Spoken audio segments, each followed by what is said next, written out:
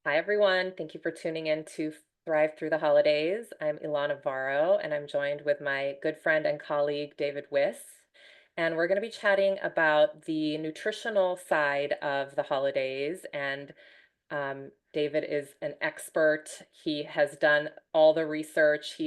Eats, lives, breathes this work. So I know he's going to bring a lot of valuable information to this conversation.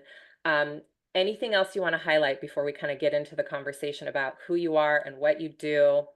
Yeah, I just want to say thank you for having me. I am passionate about nutrition, but probably more passionate about recovery and seeing people live their best lives and be able to access mental health. And I do believe that food is a huge part of that. And it's exciting to see it getting more and more attention these days. Yeah, yeah, it's nuts. I think when we both started in this field, the gut brain connection, I don't know about you, but it was not a normalized thing that people talked about. So I love how people are really making that connection of how you nourish your body is absolutely going to impact your mental health, your brain capacity, how you feel. There's no separating your mind from the rest of your body. It is a beautiful machine that just is constantly giving feedback from one part to another. So let's kind of dive in. If you could give us a little nutritional overview of maybe specific nutrients that could be really supportive for people during the holiday season when it's really stressful and maybe there's a gravitational pull towards alcohol or sugars or things that are just like can be so yummy and comforting and exciting, but then also can, to an extreme, make us feel not so great. What are some nutritional things to Yeah, be mindful let's of? talk nutrients, but I want to add to your point about the gut brain axis. And I think everyone knows, there's a connection between how you eat and how you feel. Most people have heard the term gut microbiome and gut brain axis, and this information has become officially mainstream, right? Yeah, Most people are attuned to concepts around gut health. It's starting to make the headlines now for many years. But the problem that I see is that once people know that, start to make small nutrition changes, and you don't like always feel it right away, right? yeah, Someone tells me like, oh my God, I tried to eat like better for a few days and I didn't really notice anything. I just had more gas and like I didn't enjoy food as much. So I'm not really sold on this, framework, right? And so I just want to remind our listeners that nutrition can be profound and have its impact on our mood pretty drastically. But in most cases, we're thinking about the role of nutrition more over time as a more subtle kind of intervention and way to improve mental health and well-being. So if you do add some nutrients in or add in some of the snacks that we might talk about today, just know that the positive impact might not always be in the immediate moment. It might be that by eating more nuts or seeds or beans today, it just increases your likelihood of eating more of those foods tomorrow. And that by doing that for several days in a row, you develop some new habits. And that turns into a snowball effect, which essentially can be the real value of nutrition related change. So I'm a huge fan of beans, nuts, and seeds. I have created a food group system that classifies those as their own food group. I'm very, partial to those sources of plant proteins. That's why they're a food group. Some people think in macros like carbohydrates, protein, fat. Well, nuts and seeds and beans are different because nuts and seeds are fats and beans are more starches. But I put them all together because they're foods that most people don't eat enough of or don't know how to eat. They have sources of plant protein as well as awesome fibers. So my view, and this goes back to gut health, is that one of the most important nutrients that we need to work on is dietary fiber.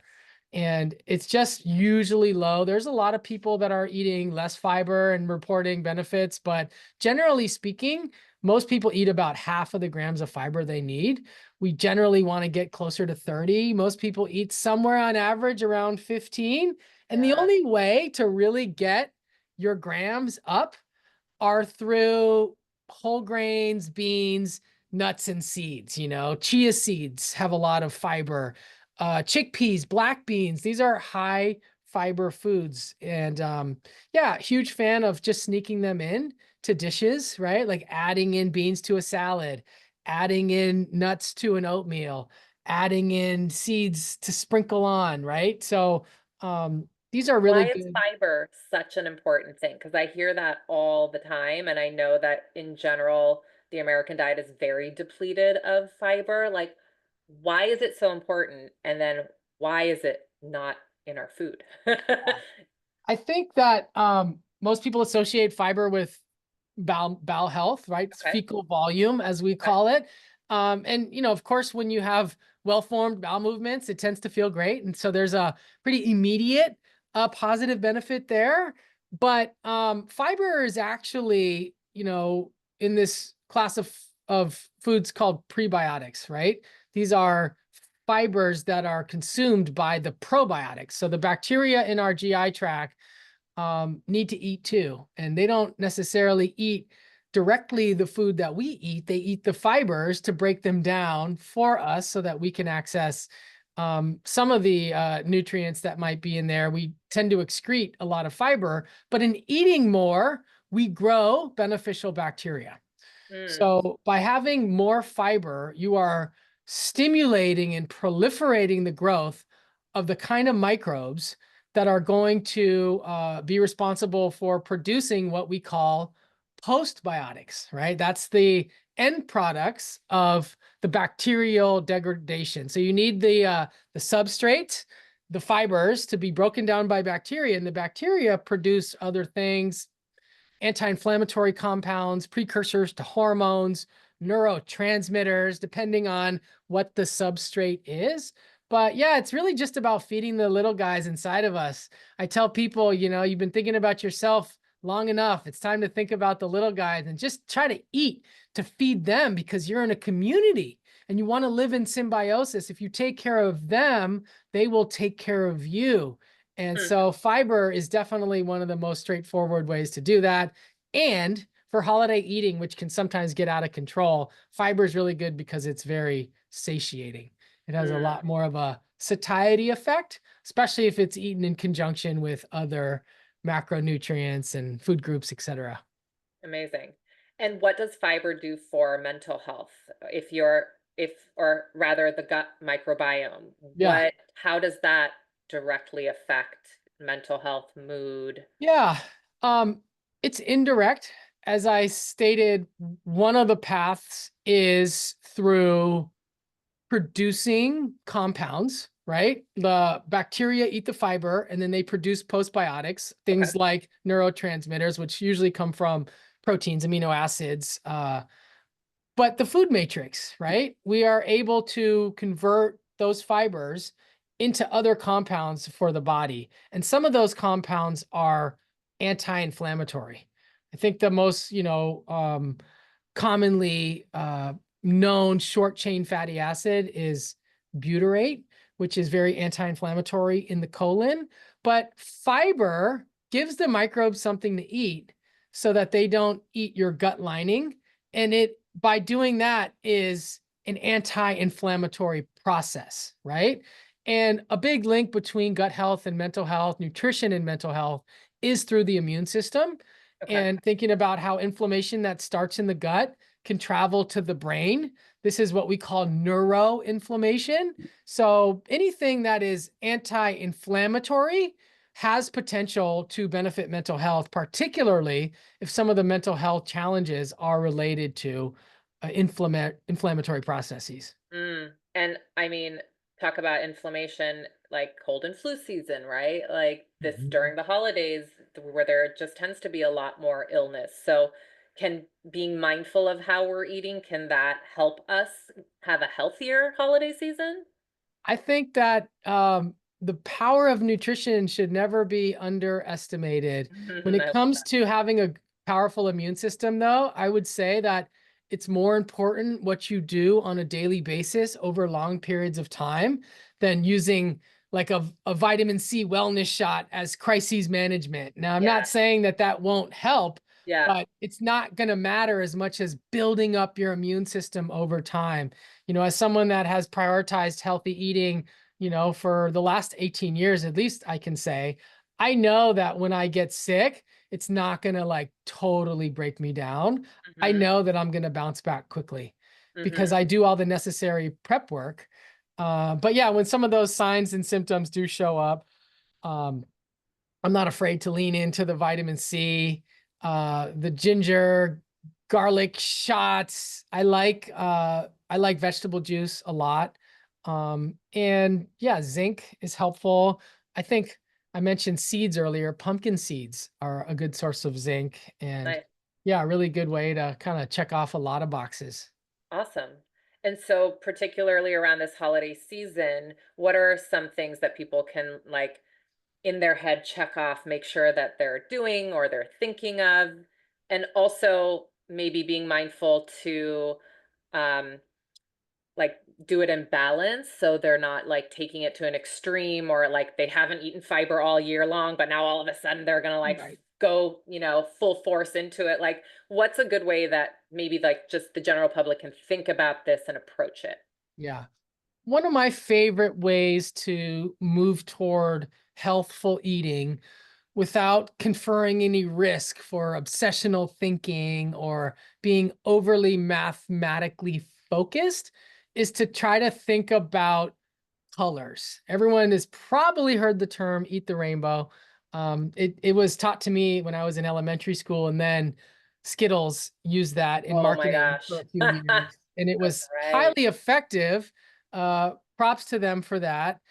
We are reclaiming that term, and really what it means is that um, ideally, in the course of a day, one would be able to get some representation across, I'm going to say, four color categories, right? The first being blue purple, which is, the most potent in terms of its antioxidant and anti-inflammatory potential. Most people know, you know, blueberries and blackberries, but there's vegetables that have just tinted purple hues in it. Like if you think about really good broccoli or asparagus, or sometimes tomatoes have purples in it, but even just like a radish Hmm. that had a little bit of a purple skin, right? Pink purple skin, like those colors actually matter. They are part of the polyphenolic, uh, you know, family that you want to get a wide range of. So blue, purple, and then we combine yellow and orange, right? Thinking about obviously carrots, yellow bell peppers, sweet potatoes. These have carotenoids, which are vitamin A precursors, powerful antioxidants. And then green, everyone knows if you can emphasize the darker the green, the better. The kale, spinach, broccolis, etc. Cruciferous vegetables are really important. I, for one, love purple cabbage. It combines like cruciferous vegetable, which is sulfur containing, with that purple piece. There's a vegetable called a radicchio. I don't know Oh if yeah. anyone's seen that, but huge fan. I like to buy that and make salads with that and some cabbage. Just get colorful, right? And then of course we have red. So I mean, it doesn't have to be like a full plate of color, but if someone were to say, you know what? I'm going to eat 3 or 4 or 5 times a day. And every time I eat, I'm going to make sure that there's some really clear color going on. And I'm going to try to get all four different color categories of the rainbow every day. That's a pretty safe way to increase your fruits and vegetables and antioxidant compounds in the food. And I see a lot of people having some fun with it. Awesome. I want to shift a little bit now toward specifically like Thanksgiving is tomorrow, right? And let's say people are, doing their best, they are nourishing their body. Food guilt often comes up around holidays. Mm. How do you navigate clients towards, obviously, there is no perfection, right? Every day our food is going to look different, it's going to meet our needs. We're not going to get all the colors every single day. But particularly around the holidays, there is a lot of food guilt that comes up. Mm. How do you encourage your clients and anyone in the audience to Yeah. navigate that? I mean, I would assume that people that have a lot of food guilt around the holidays also carry food guilt throughout the year, right? There's just Probably. some people that have a long legacy of carrying negative emotions around food and around their bodies, right? And so it certainly gets heightened when there is high pressure meals, right? And high pressure mean like we're someone, if you're making it or if you're around family members that are difficult to navigate, whatever, there may be some differences that are difficult to reconcile. And so we tend to turn some of these holiday meals into like these, really dramatic experiences. And, my view is that there'll be more Thanksgivings, there'll be more Christmases and Hanukkahs, and there's going to be uh, festive meals for the rest of your life. And to try to treat it like another meal rather than some epic performance where you have to get a little bit of all the things. So on Thanksgiving, I tell my clients to like make sure to eat breakfast, the Yeah. big breakfast. It's the most predictable trap, right? Of like, Yeah. I'm going to wait until this big meal. And it makes sense why people wait, because hunger is the best sauce. When you're really hungry, the food just feels more rewarding, right? It's Yeah. more dopaminergic and it has that drug-like effect. But predictably, if someone doesn't eat all day and then has a huge meal and dessert, you're not going to feel good after that. Yeah. It's very difficult too. Yeah. Whereas if you were to have some food leading up, breakfast and a snack maybe, right? And then like, of course, Thanksgiving is generally larger than normal meals. And I would say that that makes sense. But if it's 250% of your normal meal, it's not going to feel good. Right. So just make it like 130 or 140 or maybe 150% of what your normal meal might look like, and use that as a way to honor the tradition, right? Have breakfast. I'm the guy who like, I always kind of I eat a lot. And people know me for that. Like on Thanksgiving, if it's like 5 p.m. and everyone's like stuffed, like I know that I'm gonna be eating at 10 o'clock. You know what I'm saying? Like, I'm not like, I don't go to bed having not ate for 7 hours. I almost think that there's no scenario in which that would happen. Right. So in my mind, I have this idea of like, I'm always going to eat again soon. Yeah. I just ate. The food just stays kind of in my life so that no meal is like isolated as this kind of really high impact moment. Yeah, yeah, I think that's so perfect. That's typically how I guide my clients too. Is don't put this on a pedestal. Don't make this unique once in a lifetime experience. And if anything, like start slow and go back for more. It will be there. And there's obviously things to work through if there's stigma around going back to get a second plate, or there's so many different personal things to work through, but just knowing that starting slow will probably end up feeling better in the long run than eating out of fear or anxiety, or eating in a way that you're disconnected from the experience. That's generally going to set someone up for failure. And so obviously there's a lot of mental chatter that individuals might need to work through and prepare for. So there's a lot that we can do to prepare ourselves, but this kind of leads into my next kind of question is any kind of planning or mindful eating practices that you encourage that maybe someone can take away from this conversation? Yeah, I mean, I'd like to remind folks that you know, I'm a big fan of matching my eyes to my stomach.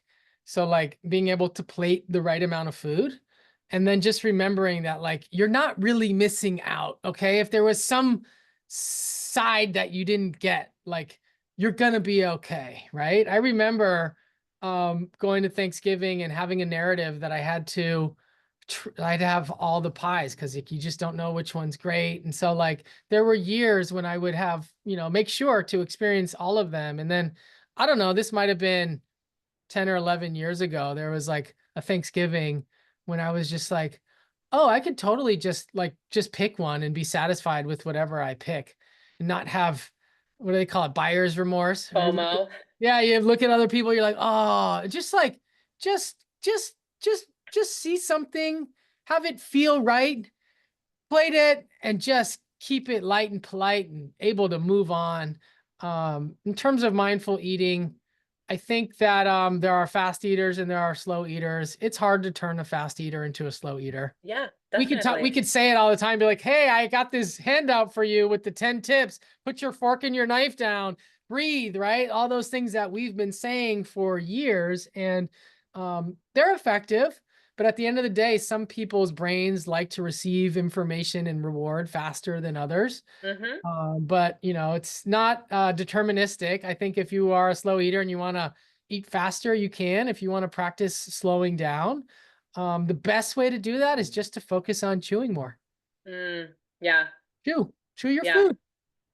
I think we as just you know, nation or culture, or maybe other places do this too, but I don't think we chew our food enough, right? We're just kind of in the habit of, and very used to like smoothies and things that we're not actually chewing and using Yeah, our jaw and muscles yeah, and all that. And there's actually been like facial structural changes, I think, that have evolved where cultures tend to eat more soft and, fluid instead of right. actually chewing and eating their food.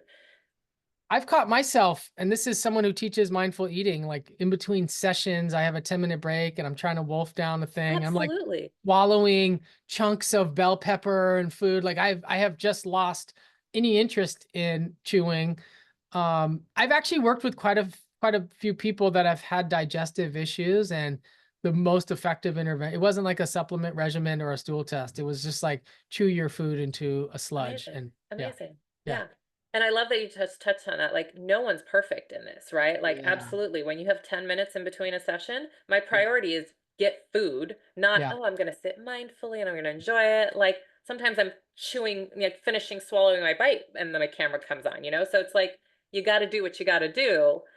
So having grace with yourself as well, that this is a forever evolving, lifelong kind of just be mindful, be aware, check in with yourself, what's right for you.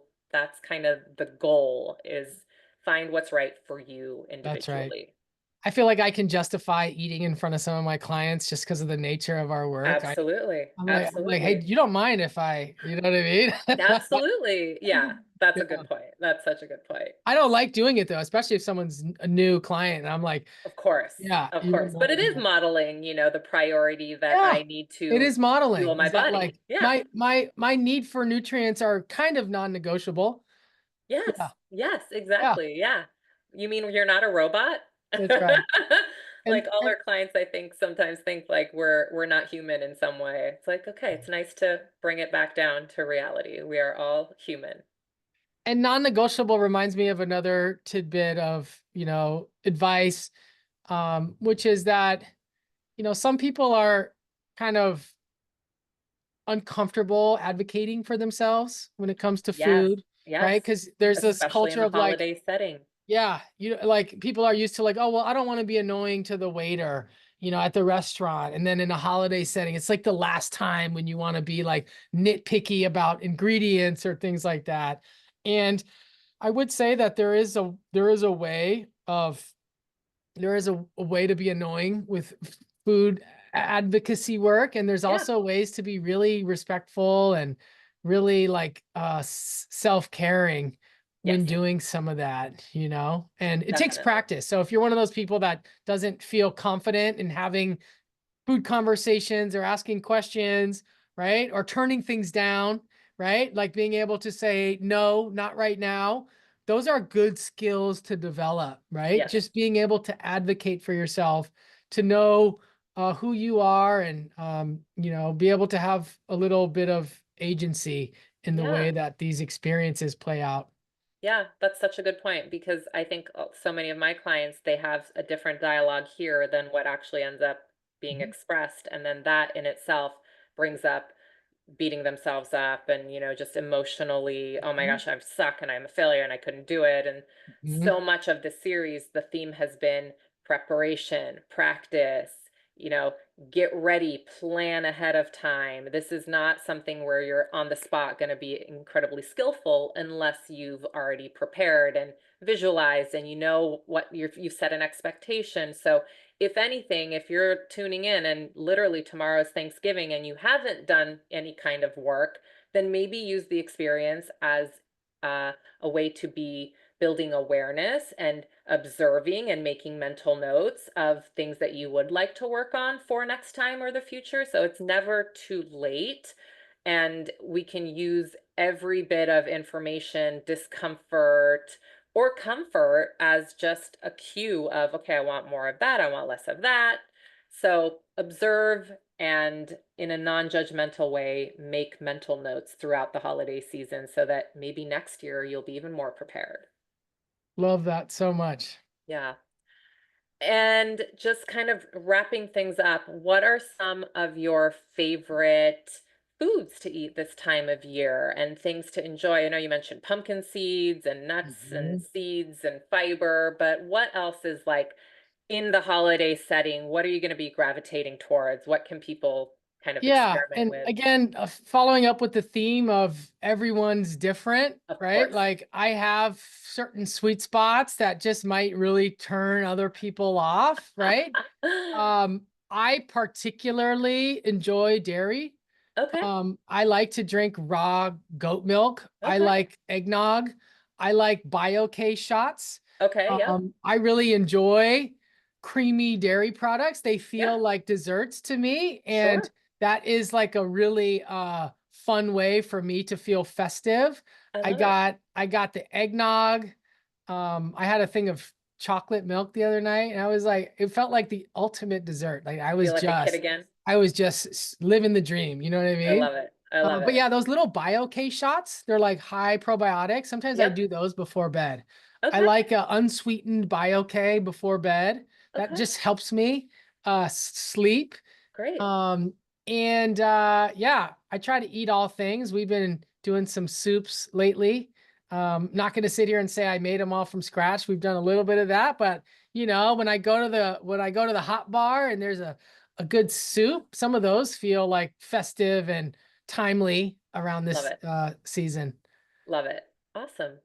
Well, I know that this topic is something we could talk about for hours, so thank you for just kind of giving us a little overview and highlight of what to look out for and be mindful of this holiday season.